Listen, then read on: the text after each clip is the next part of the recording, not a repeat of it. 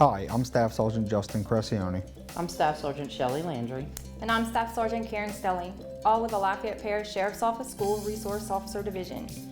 This presentation is from the Lafayette Parish School System combined with the Lafayette Parish Sheriff's Office in reference to middle schools and high schools.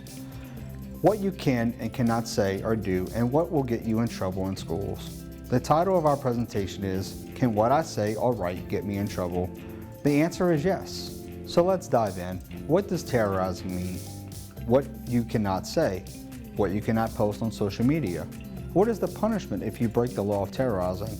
What happens when someone terrorizes a school? Also terrorizing due to bullying. So let's start with terrorizing. Louisiana law states in Title 14, 40.1, terrorizing as the statute reads, terrorizing is the intentional communication of information that the commission of a crime of violence is imminent or in progress, or that a circumstance dangerous to human life exists, with the intent of causing members of the general public to be in sustained fear for their safety, or causing evacuation of a building, a public structure, or a facility of transportation, or causing other serious disruptions to the general public. We're going to break those down for you.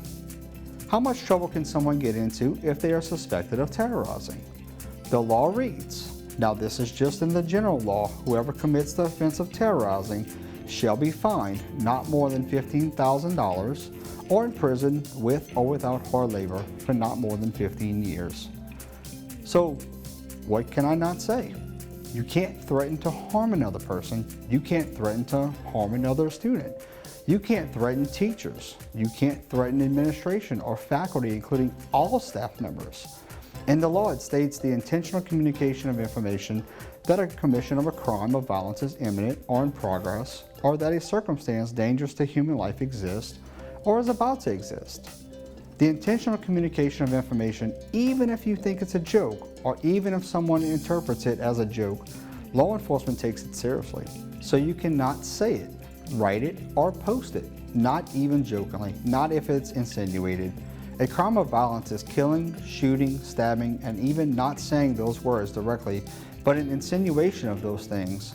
Posting pictures with a weapon, with captions underneath it insinuating that you are going to hurt a specific person. You cannot state that you will commit a crime of violence, even if the post or comment was said previously. Imminent to law enforcement means that we will investigate it as soon as we find out about it. You cannot threaten to disrupt school activities. So in the law it states, with the intent of causing members of the general public to be in sustained fear for their safety, or causing evacuation of a building, a public structure, or a facility of transportation, or causing other serious disruptions to the general public. What that means is school functions, gatherings, assemblies, after-school dances, after-school sporting events. You cannot publicize or post or mention or say to someone else that you are going to do something at that event or that something is going to happen at that event. This means sustained fear for their safety. If the public or someone thinks or interprets what you say as a threat, even as a joke, we will investigate it. Serious disruptions means if the school is locked down or evacuated. Let's talk about social media now. How can social media posts get me in trouble? Social media posts still constitute as an immediate threat if you post something on Snapchat and another person screenshots it, or it's saved and viewed later. When law enforcement gets a hold of it, or when another concerned individual sees it and brings it to the administration and they're just seeing it for the first time, it is considered to be imminent until we do the investigation, because we can see when it was posted after the investigation started, and we can see who posted it. No matter if it's recirculated by someone else and it was just brought to law enforcement's attention, we will investigate it. Social media posts cannot contain threats towards certain places or people, even the insinuation of a threat, as I said earlier. Social media posts is forever, whether you think you've posted something on Snapchat and you know it's going to disappear in 30 minutes. There's nothing to say that someone can't take their iPad or their iPhone and take a picture or video of it. And you will never know that that was copied and then spread to others. A little known fact is that employers and colleges are now looking into your social media accounts when considering your applications. So, if you're a scholarship member or applicant, or you're looking into getting a job, whether after high school or during high school, the background investigators look at your social media posts. Background investigators look at your social media posts and what you've been involved in and what you stand for. And those things are in there and there forever. What can happen to someone who commits terrorizing? There is school discipline and there is law enforcement action. For law enforcement, the statute reads, whoever commits the offense of terrorizing shall be fined not more than $15,000 or imprisoned with or without hard labor for not more than 15 years or both. When such an action is committed, you are arrested. You will either be booked into the juvenile detention center or you are released to your parent on a custodial agreement, depending on the severity of the threat and the investigation. Then you have court fees, lawyer fees, and counseling fees combined with the actual sentencing. You'll have court days, community service hours after, if that's what the judge assigned you, as well as additional fees and fines.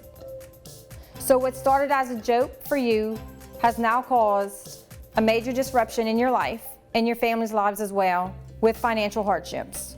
There are other avenues to release those feelings.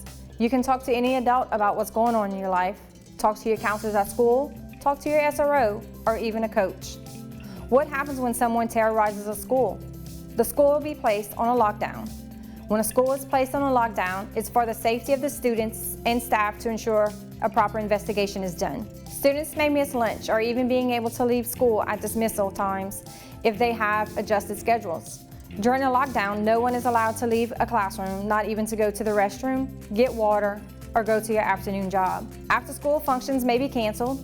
Instructional times that would have occurred during that time will have to be made up on another day.